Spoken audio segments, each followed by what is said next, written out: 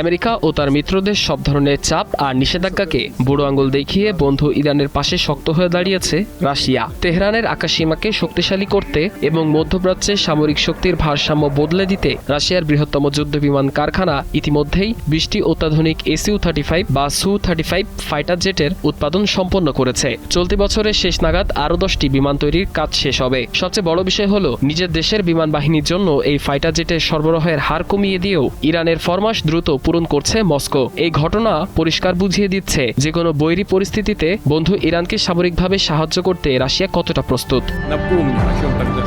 রাশিয়ার সামরিক শিল্পের ফাঁস হওয়া সরকারি নথি অনুযায়ী ইরানের প্রতিরক্ষা মন্ত্রণালয় মোট 48টি Su-35 যুদ্ধবিমানের ফরমাশ দিয়েছে। আপাতত 20টি বিমান প্রস্তুত হলেও হামদান বিমান ঘাঁটির অবকাঠামোগত কিছু ক্ষয়ক্ষতির কারণে এগুলো স্থানান্তরে সামান্য সময় লাগছে, যার পুনর্নির্মাণের কাজ রুশ প্রকৌশলীদের সহায়তায় দ্রুত চলছে। তবে রাশিয়ার এই সহযোগিতা কেবল Su-35 বিমান তৈরির মধ্যেই সীমাবদ্ধ নয়। 2027 সালের মাঝামাঝি সময়ে রাশিয়ার নিজস্ব ফ্রন্টলাইন ইউনিট থেকে আরও 12টি Su-30 SM-2 যুদ্ধবিমান ইরানকে সরবরাহ করা হবে, যা রক্ষণাবেক্ষণে সহজ এবং ক্রুদের প্রশিক্ষণের জন্য অত্যন্ত উপযোগী। এমনকি 2030 সালের মধ্যে রাশিয়ার সবচেয়ে আধুনিক প্রজন্মের Su-57 ফাইটার জেটও তেহরানের হাতে পৌঁছানোর স্পষ্ট ইঙ্গিত পাওয়া গেছে। পাইলটদের অগ্রিম প্রশিক্ষণের জন্য রাশিয়া ইতিমধ্যেই Yak-130 ট্রেনার বিমান ও উন্নত সিমুলেটর সরবরাহ করেছে।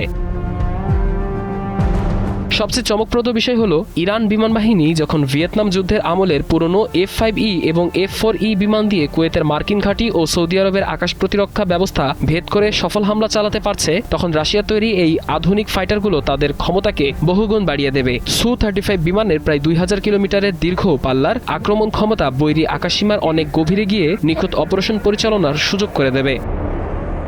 রাশিয়ার এই নজিরবিহীন সামরিক সহযোগিতা প্রমাণ করে ওয়াশিংটনের কোনো হুমকিতেই এই দুই দেশের কৌশলগত সম্পর্কে ফাটল ধরানো সম্ভব নয়। নিজের দেশের চেয়ে বন্ধু দেশের সুরক্ষাকে অগ্রাধিকার দিয়ে রাশিয়া মধ্যপ্রাচ্যে এক নতুন ভূরাজনৈতিক সমীকরণ তৈরি করেছে। পুরনো এবং জরাজীর্ণ বিমান দিয়ে যে ইরান এতদিন মার্কিন অত্যাধুনিক F-16 ফাইটারকে ফাঁকি দিচ্ছিল, রাশিয়ার এই সর্বাধুনিক যুদ্ধবিমানগুলো হাতে পাওয়ার পর তারা যে পুরো অঞ্চলে সামরিকভাবে আরও শক্তিশালী হয়ে উঠবে তা নিশ্চিত। শেষ পর্যন্ত মস্কোর এই অবিচল সমর্থন ও দ্রুত বিমান সরবরাহ তেহরানকে মধ্যপ্রাচ্যের আকাশে এক নতুন ও অপরিজয় শক্তিরূপে আত্মপ্রকাশ করার পথ তৈরি করে দিল।